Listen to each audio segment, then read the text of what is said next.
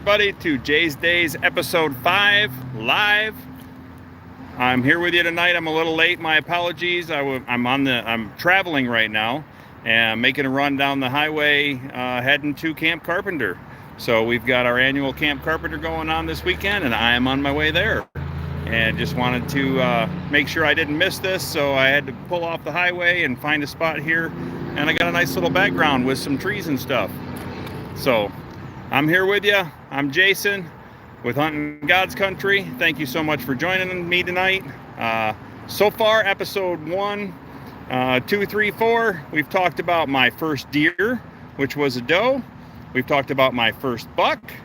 And tonight, I'm going to tell you the story of my second buck that I ever took.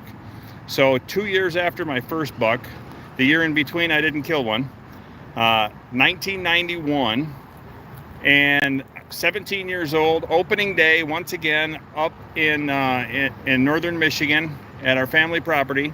And I was sitting in one of the better spots out there that is usually pretty productive.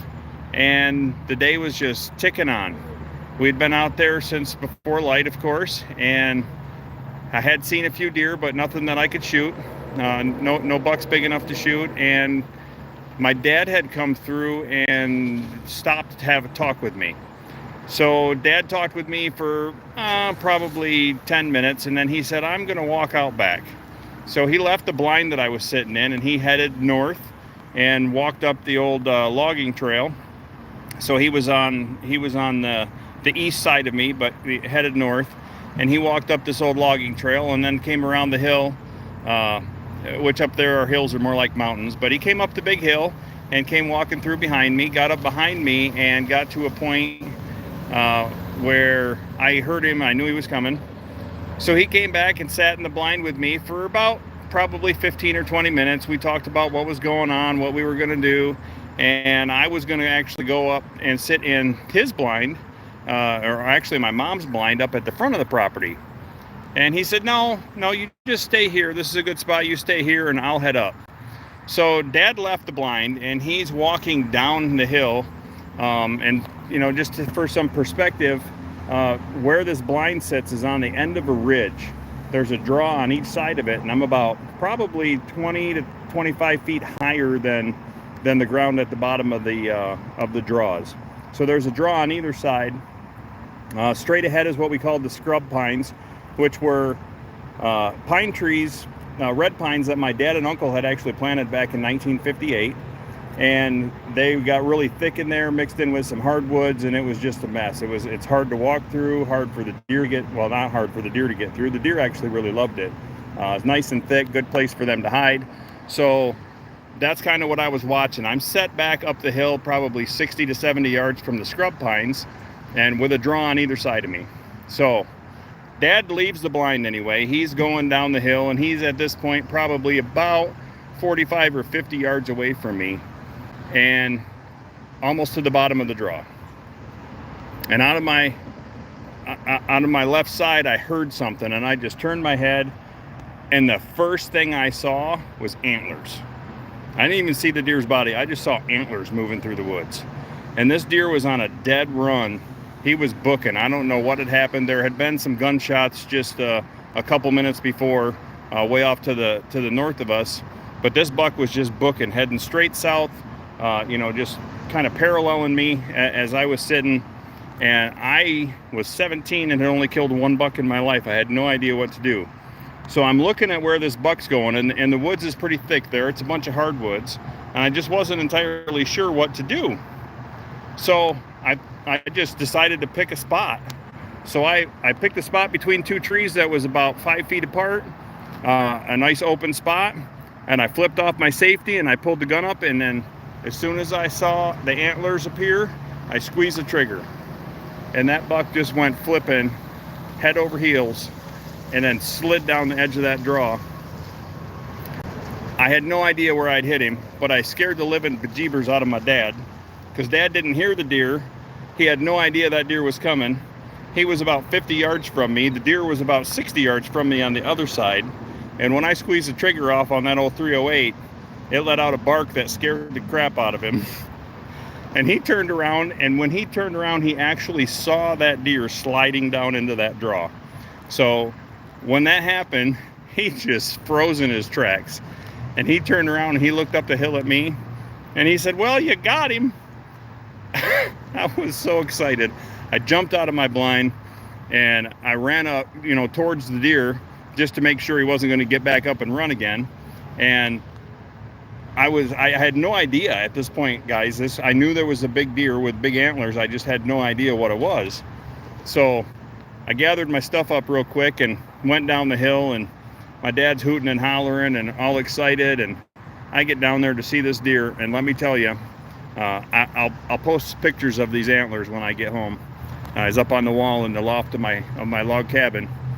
This was a 9-point with a 19 1/8 inch inside spread up in northern Michigan.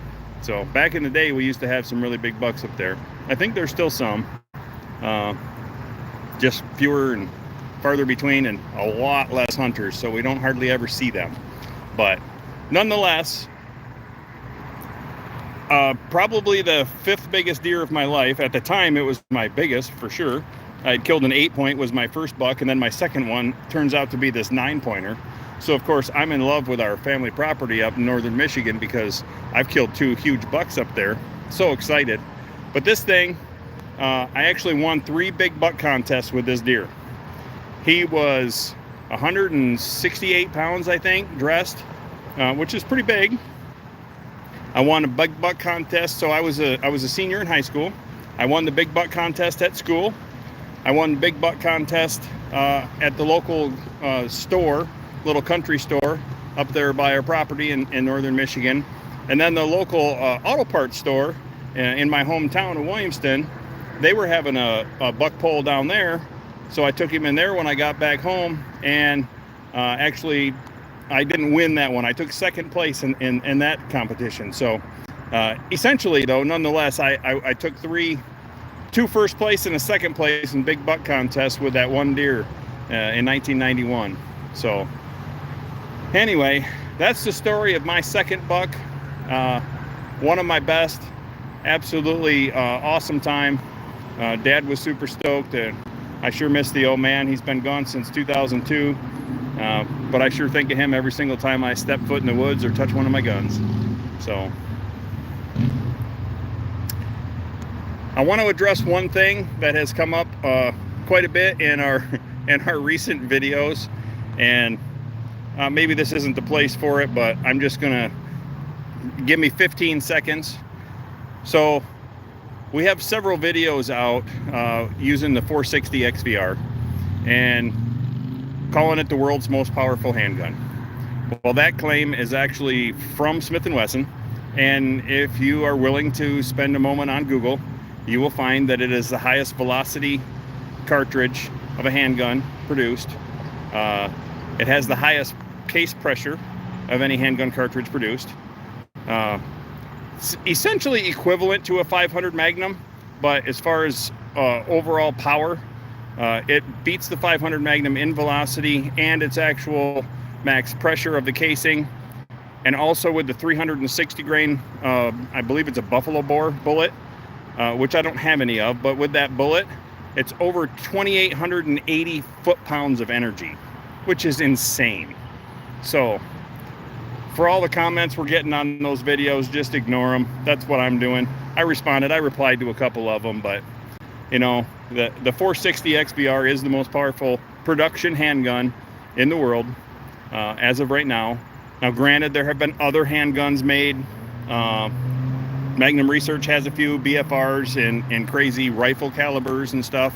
So that's not a handgun caliber, like a 45-70, which still the power of it doesn't really outdo the 460 XVR, 460 Magnum. But just wanted to put that up there and let you know where I stood with that. Anyway, I'll regress from that and get back to our wonderful Jay's Days episode 5 live here tonight. So thank you for listening to my story about my 2nd buck ever. Still tickled pink about that. One of these days I'm going to purchase a cape and actually have that thing mounted, because I really want to have that one up on my wall. especially at the new house that we're building. I want to put that one up on the wall on a full mount. So it won't be the original cape from that deer, but it'll be sexy nonetheless. And that's what really matters. So it's the memories. It's all the memories. All right. As usual, I'll take a few moments for any questions that you may have, and then I'm going to get back on the road and finish traveling up to Camp Carpenter.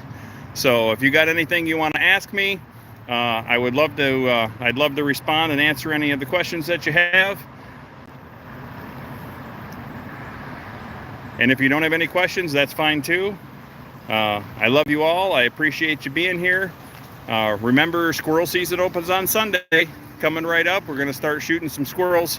I really can't wait to make some squirrel stew because I haven't done that in, I don't know, 15 years probably.